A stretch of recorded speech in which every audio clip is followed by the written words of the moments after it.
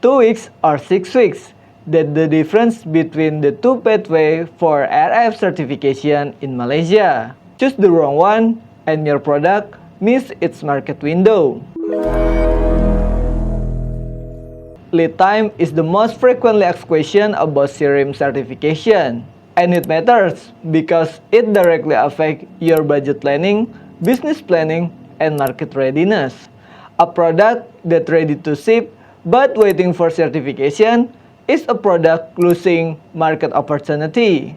In this video, we break down the lead time for each pathway of RF certification in Malaysia and what can slow it down.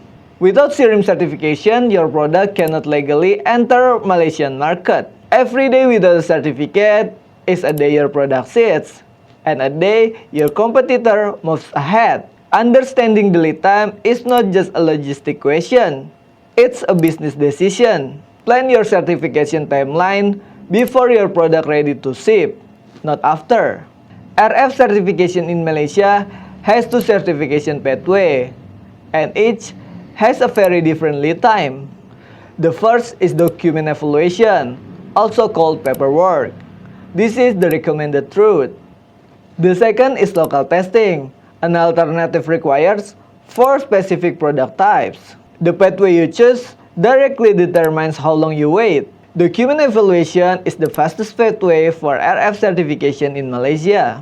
Once all required documents are received and complete, the average lead time is approximately 2 weeks. That includes document submission through e-com, payment, product photo submission, SIRIM evaluation, and certificate issuance. 2 weeks if your documents are right from the start. Submit incomplete documents and your evaluation gets postponed. The clock resets every time you resubmit.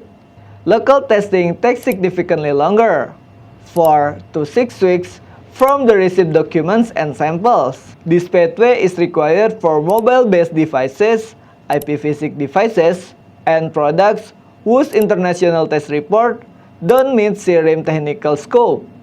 The additional time comes from lab scheduling, the 3 types of testing, including RF, EMC, and safety, and the evaluation that follows. 4 to 6 weeks is the estimate, but insufficient samples or failed testing can push it further. Whether you choose paperwork or local testing, there are 3 things can extend your lead time significantly. The first is incomplete or incorrect documents. Missing a document means your application is returned. Fix it, resubmit, and wait for the next evaluation date. Each round of submission at times, sometimes weeks.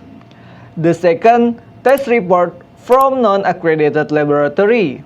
SIRIM only accepts test report from an ISO or IEC 17025 accredited laboratory following CE or FCC standards. A report from wrong lab is invalid, and retesting means starting over. The third is insufficient samples. For those taking the local testing route, sending too few samples stops the process immediately. Additional sample must be shipped. And of course, this adding time and cost.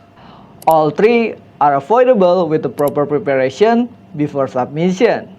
This is a quick summary of lead time for RF certification in Malaysia. Document evaluation approximately 2 weeks after complete documents are received. Local testing 4 to 6 weeks after complete documents and samples are received.